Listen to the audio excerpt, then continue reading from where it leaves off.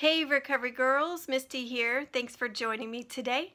I want to talk to you about the Victim-Persecutor-Rescuer Triangle.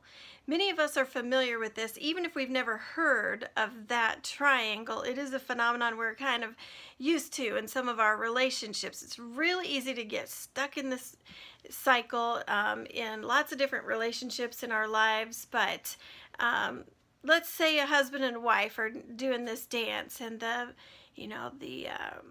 husband's feeling victimized, and he says, "You're the bad guy." So he feels victimized, then he says she's the bad guy, and so now he's victimizing her. He says she's the persecutor. Now she feels victimized because he's persecuting her, and then someone comes along and does some rescuing. Maybe it's the spouse, maybe someone feels bad and they say, "Oh, I feel bad," and they rescue that person, and then suddenly they're the good guy, but then something else goes wrong, and then they're the bad guy again, and we go around and around and around in this triangle, being the victim, persecutor, rescuer. And sometimes we parent each other. That's how the rescuing happens, that sometimes we feel bad for what we did, so now we're going to rescue and take care of the other person.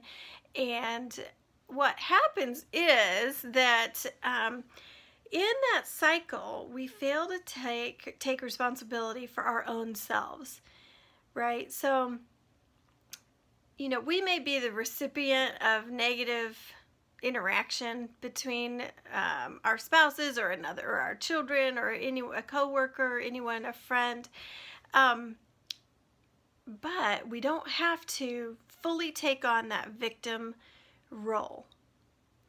And the other person isn't entirely the persecutor.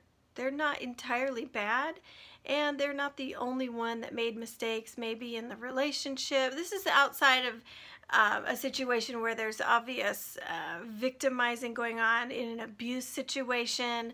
That's not what I'm talking about. I'm talking about just the day-to-day healthier sort of relationships that get sometimes caught in this dynamic. And it's ultimately no one else's job to rescue me. Right? I have a savior, and I have a brain, I have a spirit, I have resources, I have friends. Once we get into recovery, we get a lot of resources. We have the literature that we can refer to in order to take responsibility for ourselves. So how do you win the victim-persecutor-rescuer triangle? Well, it was explained to me by my dear beloved sponsor that the way you win the game is to step out of it and not to play it at all. So, well, what does that look like? How do I step outside of the victim-persecutor-rescuer triangle? So let's say I'm feeling hurt by my husband and I'm feeling victimized. So I say, okay, he made some mistakes. They were hurtful to me. And a lot of that isn't even about me.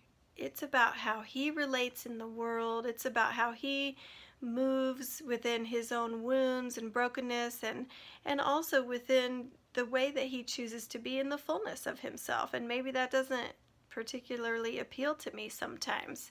So my hurt feelings belong to me, and the reasons behind them belong to me. I'm not entirely a victim of when my husband does something that I don't like. I can own that those are my opinions and my feelings.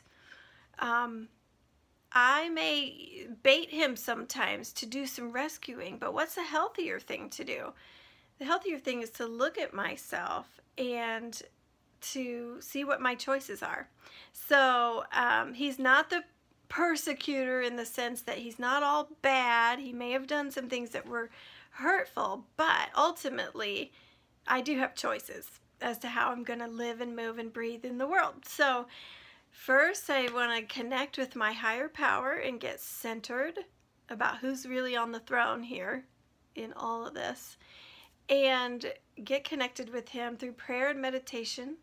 Then I may look to my resources. I may call my sponsor. I may look at the literature and see what sort of slogans are there for me today to help me sort of get back into my choices. Some of my choices might be to do the next right thing. Maybe Maybe that did hurt and I've got some grieving to do. Maybe I want to journal about that. Maybe I can reach past and transcend what he did and look beneath the surface and say, what motivated him? Wonder what wound is inside of him that he could have done something hurtful like that to me. And maybe I could get to a place of compassion where I'm not taking it personally, but I'm actually seeing deeper beneath the surface. Maybe I could reach out to him and check in with him. Maybe I could be the first one to listen. Maybe I could seek to understand before seeking to be understood.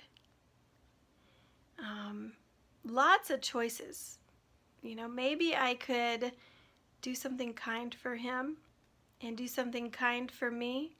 Maybe I could go on a run. Maybe that's what I need to do. Maybe I need to ask myself, what is it? Okay, God, why is that so painful to me? What is behind that? Why is it that wound or that simple surface sort of issue hurts so deeply? And I could begin to take responsibility about, you know, why it is that matters to me so much. We have lots of options. We could go to a counselor. We could go get help.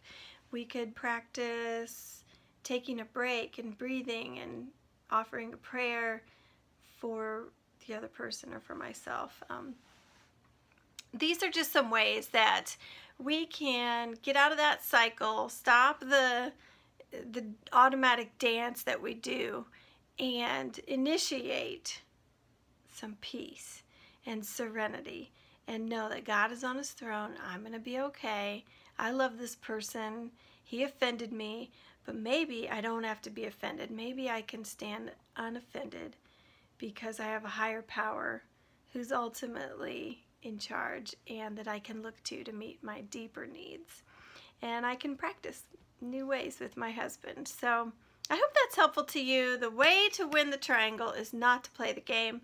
I pray for you today, new insight, and see if you're getting stuck in the Victim-Persecutor-Rescuer Triangle. And I pray the knowledge of God's will for you today in that and the power to carry it out. Stay the course in recovery. I'll be on it too.